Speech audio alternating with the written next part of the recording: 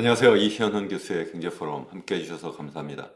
오늘은 새 정부에서 추구하는 경제 목표가 무엇이고 또 그것을 어떻게 달성하려고 하고 있는지, 그래서 정말 그 목표가 달성할 수 있겠는지에 대한 말씀을 좀 드리려고 합니다. 그러면서 동시에 제가 생각하는 보다 바람직한 정책 방향은 무엇인지도 여러분들께 좀 말씀을 드리려고 합니다. 제가 제목을 이렇게 잡아봤습니다. 새 정부의 3대 경제 목표. 새 정부가 3대 경제 목표라고 해서 내세우는 것은 없어요. 다만 이재명 대통령이 후보 시절에 선거 공약으로 내세운 내용, 그리고 이제 선거 유세를 하면서 또는 인터뷰하면서 밝힌 내용을 제가 세 가지로 나누어서 정리를 해봤습니다. 제일 첫 번째는 연간 성장률을 3%로 끌어올리겠다. 두 번째는 종합주가 지수가 지난 몇 년 동안 계속 제자리 걸음을 하고 있는데 이것을 5천선으로 끌어올리겠다 하는 것이고, 세 번째는 부동산 가격을 좀 안정화하겠다. 이런 세 가지 목표가 있는 것 같아요. 그렇다면 첫 번째,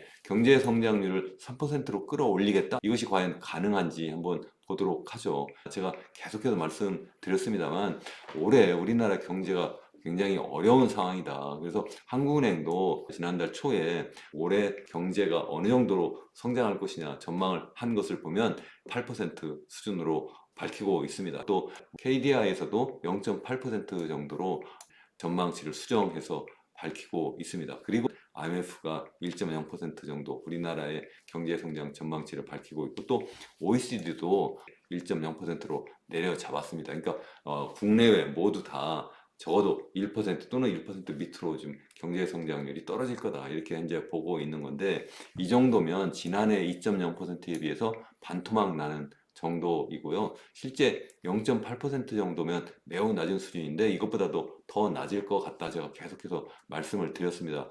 실제 해외 IB 투자은행들의 경우에는 이것보다 더 낮게 많이 잡고 있어요. 그래서 0.5%까지도 낮춰 잡고 있다, 그렇게 말씀을 드렸고, 장기적으로는 더더욱 문제다 하는 말씀도 드렸어요. 장기적으로 보면 우리나라의 이제 성장률 추이인데 이게 70년대만 하더라도 두 자릿수 성장을 했었는데 이제는 이것이 계속 추락하고 있다. 빨간 선이 장기적인 성장률 추이다. 이것을 우리가 잠재 성장률이다, 이렇게도 이야기한다, 이렇게 말씀을 드렸는데 계속 추락해서 현재 한국은행이 올해 우리나라의 잠재 성장률이 1.8% 정도 될 것이다, 이렇게 현재 발표하고 있고, 또 KDI도 비슷하게 이야기를 현재 하고 있습니다.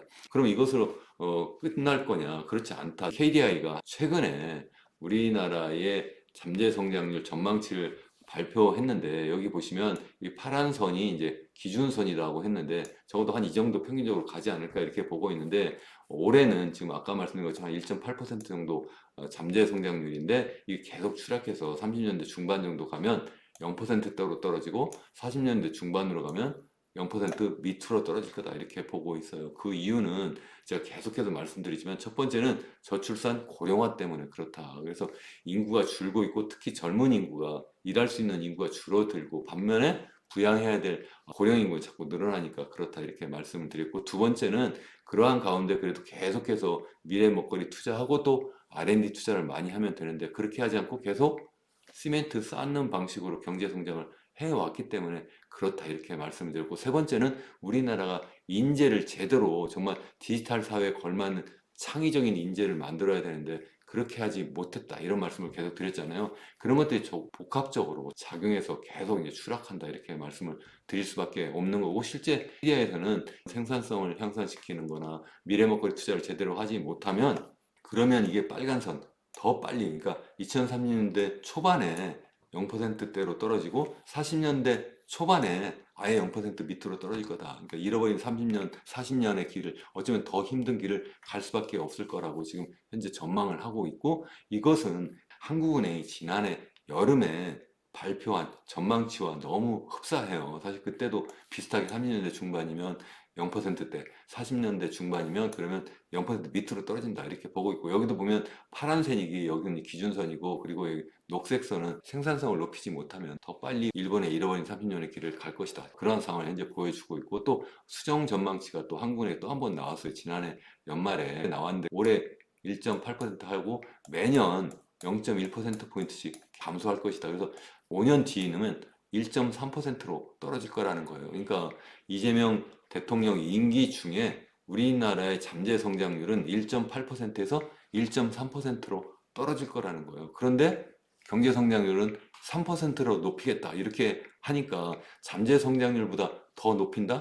이게 쉽지 않은 이야기예요, 사실은. 잠재 성장률이라고 하는 것은 그 나라가 갖고 있는 자원을 이용해서 물가 상승을 야기하지 않고 최대 성장할 수 있는 성장률을 우리가 잠재 성장률이라고 이야기하는데 그게 계속 추락하는데 이게 어떻게 3%를 성장할 수 있겠느냐 이렇게 일단 의심할 수밖에 없는 거죠. 그렇다면 어떻게 하려고 하느냐. 그래서 경제 성장률은 크게 보면 단기, 장기 이렇게 나눌 수 있고 또 더 세부적으로 나누면 단기, 중기, 장기 이렇게 나눠볼 수가 있는데 단기는 주로 수요를 어떻게 부양할 거냐. 그러니까 앞서 제가 보여드린 여기 그림에서 보시면 여기 이제 단기적으로 왔다 갔다 하잖아요. 그거 갖다가 우리 경기 변동이라고 하는데 특히 올해는 0.8도 못할 것 같다 이렇게 제가 말씀을 드렸는데 그 이야기는 잠재 성장률 1.8보다 더 밑에 떨어졌으니까 이미 경기가 침체 상황으로 지금 들어가 있는 건데 이것을 끌어올려야 된다 이렇게 신정부에서 하고 있는 거고요. 그러게 왜 이렇게 떨어지느냐 이건 GDP의 수요 측면에서 문제가 있다. 첫 번째는 소비 수요가 너무 죽었고 두 번째는 투자 수요가 죽었고 세 번째는 순수출, 외국으로 수출도 제대로 되지 않기 때문에 그렇다. 이제 그렇게 말씀을 계속 드려왔습니다. 그래서 현재 하려고 하는 것은 추경을 편성하겠다. 이미 지난달에 국회에서 추경을 편성했잖아요. 그래서 13조 8천억 원 정도 추경을 편성을 해서 이제 집행하기 시작을 곧 할 텐데 그것 말고 하반기에 한 30조 원 정도 추가로 추경을 편성을 해서 돈을 풀겠다 이렇게 이야기를 현재 하고 있습니다. 구체적으로 아직 뭐 금액까지 정해지지 않은데 적어도 추경을 그 정도 하지 않을까 이제 이렇게 전망을 하고 있는데 그게 바로 뭐냐면 수요 측면에서 보면 소비, 투자, 순수출 그리고 정부 지출이라고 있거든요. 그래서 정부 지출을 늘리면 그것이 이제 숙소 효과를 어느 정도 나타내면서 경기 부양하는 효과가 있다 이렇게 이야기를 할 수 있는 거고요. 그래서 그게 이제 하나가 있고 또 하나는 그 이제 추경을 가지고 채무 조정도 해주고 더 나아가서는 아예 빚을 깎아주겠다 이렇게 하고 있습니다. 그리고 이제 세 번째는 지역화폐를 도입해서 지역 경제를 지역 상권을 좀 살리겠다 이렇게 지금 하고 있어요. 이런 것들이 다 정부 지출을 늘리는 거고 수입수요를 좀 살려보자 이제 그렇게 하는 건데요. 그리고 네 번째는 이제 수출 문제인데 이제 트럼프발 이제 관세 전쟁 현재 지금 통상 협상을 하고 있는데 이제 새 정부에서 본격적으로 이렇게 함으로 해서 충격이 좀 적도록 하겠다 현재 그렇게 하고 있습니다. 그래서 실제 취임한 첫날 비상경제 점검 태스크포스를 만들어서 2시간 20분 동안 회의를 했다.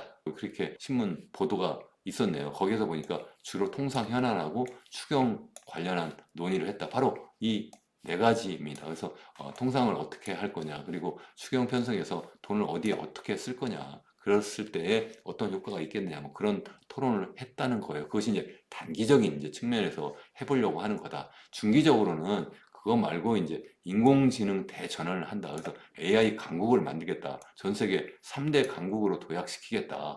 두 번째, 글로벌 소프트 파워를 빅5로 하겠다. 세 번째는 방산 국가 대표 산업으로 육성하겠다. 그런 다음에 그걸 하기 위해서 안정적인 R&D 예산을 계속 확대하겠다. 그리고 국가 연구 개발도 계속 더 많이 하겠다. 그리고 이제 벤처 투자 시장을 더 육성해서 글로벌 4대 벤처 강국으로 만들겠다. 전부 다 야심만만한 계획이에요. 실제 과연 가능할까? 이것은 이제 두 번째 문제고 어쨌든 목표를 그렇게 세웠다는 거고 그리고 이제 농업을 미래 산업으로 좀 전환 육성을 해보겠다. 뭐 그리고 또 이제 관광 산업도 활성화해서 지역 경제도 좀 살려보겠다. 뭐 이런 거고 또 앞선 통상 문제 있잖아요. 당장은 일단 관세율을 어떻게 조정할 거냐 이런 건데 그것 말고도 이제는 뭐 미국과 중국에 너무 치우친 우리나라의 수출 시장을 좀 더 다변화하고 그리고 산업을 고도화해서 해보겠다. 뭐 이렇게 현재 적어도 공약집에 그리고 선거 유세 기간에 나와 있던 내용으로 보면 그렇습니다. 그런데 이제 이것 말고도 이제 장기적으로는 이게 수요가 아니라 공급이잖아요. 공급은 결국 뭐예요? 우리나라의 저출산 고령화 때문에 잠재 성장률이 계속 추락해서 지금 0%대를 가고 있다 이렇게 말씀드렸는데 그러니까 결국은 출생률을 높이는 게 굉장히 중요한 정책인 거예요. 이게 성장 정책이기도 한 거예요. 장기적으로. 그래서 그것을 생각해보면 첫 번째 우리 아이 자립 펀드를 만든다. 그것도 단계적으로 만든다. 뭐 장기적으로 뭐 17세까지 아이에게 자립 펀드를 만들어 주겠다. 이건 제가 2017년부터 계속 주장해온 바를 일부 받아들인 거라고 볼 수도 있어요. 우리나라가 정말 합계 출산율을 높이기 위해서는 첫 번째는 젊은이에게 일자리를 안정적으로 공급해야 되고, 두 번째는 살 수 있는 집을 안정적으로 공급을 해야 되고, 세 번째는 사교육 줄이고 입시 과외를 줄이고, 동시에 또 너무나 많이 든 그 양육비, 교육비를 일정 부분 사회가 책임져 줘야 된다, 이렇게 말씀드렸고, 네 번째 마지막으로 일과 가정이 양립할 수 있도록 하는 그런 환경을 만들어준다, 이렇게 말씀드렸는데, 그 세 번째 관련해서 양육비가 너무 많이 드니까 사회가 책임지는 측면에서 매달 100만 원씩 1년에 1200만 원, 그리고 20세까지 하면 2억 4천만 원을 아이가 커 나가는데 쓸 수 있도록, 그래서 부모가 아이를 낳았기 때문에 혼자 독박 쓰는 것이 아니라 사회가 함께 책임지고, 그래서 부모도 행복하고 아이도 행복하게 클 수 있는 그런 환경을 만들어 주자. 이것은 우리나라뿐만 아니라 뭐 독일이라든가 캐나다라든가 선진국도 지금 다 하고 있어요. 그런 나라는 합계 출산율이 1.5명대이고 우리는 0.7명대인데도 불구하고 아직 그렇게 하지도 않고 있다, 이렇게 말씀드렸는데, 아쉽지만 어쨌든 한다, 이렇게 이야기를 하고 있고, 두 번째 제가 계속 말씀드리잖아요. 이 집이다, 집도 없는데 어떻게 결혼하고 아이를 낳겠어요. 그래서 저는 계속해서 정말 양질의 공공주택을 많이 공급해야 된다 했는데, 일부 지금 그것도 반영한 것 같습니다. 그래서 신혼부부에 관해서 공공임대주택을 좀 공급한다. 그렇게 하면 출생률도 좀 높아지지 않느냐, 출산율도 높아지지 않느냐, 이렇게 좀 보고 있는데, 제가 볼 때는 좀 아쉽습니다만 어쨌든 그렇게 하고 있고, 교육대책도 굉장히 중요하다. 왜냐하면 제가 말씀드렸잖아요. 결국은 우리나라의 잠재 성장률을 높이기 위해서는 젊은 인구가 자꾸 늘어나야 되고, 두 번째는 젊은 인구가 무조건 늘어나는 게 아니라 제대로 창의적인 인재가 늘어나야 되잖아요. 그게 정말 중요하다. 창의적인 인재가 늘어나기 위해서는 교육이 개혁을 넘어서 혁명을 해야 된다, 이렇게 말씀드렸는데, 서울대 10개 만들기 프로젝트를 한다 했는데, 이렇게 하는 것이 아니라 제가 말씀드린 것처럼 사립대는 완전히 간섭도 하지 말고 지원도 하지 말고 정말 자유롭게 전 세계 최고의 대학들과 경쟁할 수 있는 환경을 만들어주고, 그 대신 국립대는 서울대를 포함해서 거점 국립대들이 하나의 한국대학으로 만들면 좋겠다. 한국대 뭐 캠퍼스 이름만 바꾸고, 그 졸업장은 똑같이 나가고, 또 그래서 교수와 학생이 자유롭게 거기에서 이동하면서 공부할 수 있도록 하는 것이 좋지 않을까. 돈만 많이 낸다고 지방대가 서울대가 되는 거 아니고, 그런다고 해서 학생들이 아니면 학부모들이 서울대 말고 지방대를 더 선호한다, 그렇게 되지도 않을 거라고 생각을 해요. 그래서 적어도 거점 국립대는 하나의 이름으로, 그런 다음에 재정 지원도 똑같이 하면 되지 않을까, 이렇게 생각을 하고 있습니다. 반면에 여기 밑에 보시면 기재부 분리하고 여가부는 확대한다, 그 내용 보면 여가부를 성평등 가족부로 바꾼다는 거예요. 이건 좀 아쉽습니다. 제가 계속해서 말씀드렸는데 인구 가족부를 만들면 좋겠다. 그래서 인구 문제를 다루는데 여성 가족부를 이제 흡수해가지고, 그것도 일과 가정의 문제도 거기에 포함하고 또 고령 인구 문제도 포함해야 되니까 인구 가족부로 이렇게 하면 좋겠다. 거기에서 일자리 문제, 그리고 집 문제, 그리고 세 번째 교육, 양육의 문제, 그리고 네 번째 일과 가정의 양립 문제, 이것을 종합적으로 다뤄야 되는데, 어떻게 여가부를 성평등 가족부로 바꾸는지, 이건 좀 아쉽습니다. 저 같으면 지금이라도 인구 가족부로 만들어서 어떻게든지 출산율을 높이는 정책을 과감하고 종합적으로 좀 만들면 좋겠다, 이렇게 생각을 합니다. 그래서 종합평가를 해보면 경제 성장률 3% 달성하기 위해서는 단기, 중기, 장기 정책을 종합적으로 써야 되는데, 현재 제가 볼 때는 3% 달성하기가 좀 어렵겠다, 이렇게 저는 조심스럽게 예측합니다. 두 번째는 종합주가 지수인데요. 종합주가 지수를 5천을 만들겠다, 현재 이렇게 발표를 하고 있는데, 이게 지난 5년 동안에 우리나라의 종합주가 지수, 코스피 지수 움직임이에요. 그러니까 이게 지난 5년이고 앞으로 5년 뒤에는 이것을 갖다가, 지금 현재 2,700선이니까 이걸 갖다가 5천을 만든다니까 거의 두 배로 올리겠다는 거잖아요. 이렇게 지금 올라간다는 건데, 그렇게 올리는 것이 과연 쉬울 거냐는 거죠. 지난 5년 동안은 왜 이렇게 죽었을까요? 그것을 한번 생각을 해보시면 뭐 여러 가지 원인이 있는데, 우선 대책부터 한번 보시죠. 어떤 대책으로 이걸 끌어올릴 수 있나? 사실 별다른 대책이 없어요. 경제 성장률을 3% 만들면 좀 올라갈 수 있겠는데, 그것도 제가 볼 때는 쉽지 않을 거라고 일단은 전 보고 있는데, 어쨌든 이것을 끌어올리기 위해서 어떤 정책을 쓰느냐. 간단히 이야기하면 지난번 하려다 못했던 상법을 개정을 하겠다. 이제 이사들이 이제 주주 충실 의무를 확실히 도입하겠다. 그냥 대주주 또는 기업만을 위해서 일하는 것이 아니라 소액 주주까지 포함한 모든 주주들을 위한 일을 할 수 있도록 실제 기업의 지배 구조를 바꿔야 된다. 이것은 저도 계속해서 말씀드린 바가 있어요. 우리나라의 주가가 이렇게 저평가된 중요한 이유 중에 하나가, 그러니까 유일한 이유가 아니라 그 여러 이유 중에 한 가지가 바로 우리나라는 기업 지배 구조가 너무 잘못되어 있다. 또 그래서 그 지배주주, 오너라고 하는 그 주주의 사익 편취 행위를 근절하겠다. 뭐 이런 이야기고, 먹튀, 시세 조정 근절도 하겠다. 뭐 이렇게 하고 있는데, 상법 개정하겠다 이렇게밖에 나와 있는 게 없어요. 현재 종합 주가 지수를 끌어올리기 위해서 거의 2배 가까이 끌어올려야 되는데, 그렇게 하려면 5년 동안 이거 가지고는 전 충분하지 않다고 생각합니다. 왜 안 되냐면, 우리나라 주가가 이렇게 계속 저평가되었다고 이야기하는 것은 사실 저평가된 것이 아니라 우리나라의 실력이다. 그 이유는 뭐냐면, 투자 재원이 전부 다 어디 가 있어요? 다 부동산에 가 있어요. 정부도 전부 다 부동산에 가서 부동산 가격을 올리려고 했지, 언제 주가를 올리려고 했어요. 그리고 또 실제 개인들도 전부 다 어떻게 해요? 돈을 주식시장에 갖다 넣었나요? 아니죠. 다 부동산 집에다 다 갖다 놨잖아요. 실제 전체 가계 자산의 80%가 다 부동산이고, 그것도 부족해서 미래의 소득을 다 끌어당겨가지고, 그래가지고 또 집값을 끌어올리는 방식으로 계속 부동산 올인을 해 왔잖아요. 제가 볼 때는 지금 현재 경기가 좀 나쁘다 이렇게 하는 중요한 이유가, 건설 투자가 좀 위축돼서 그런 면이 있어요. 그렇다고 해서 이 건설 투자를 다시 살리겠다?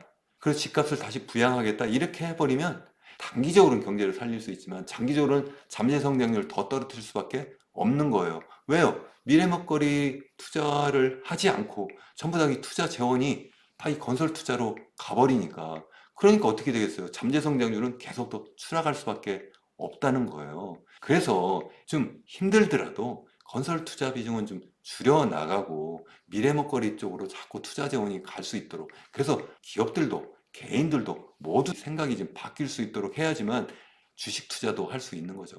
다시 한번 말씀드리지만, 시멘트를 계속 부어가지고 경기를 살리면 단기적으로는 살 수 있지만 장기적으로는 죽는 길이다.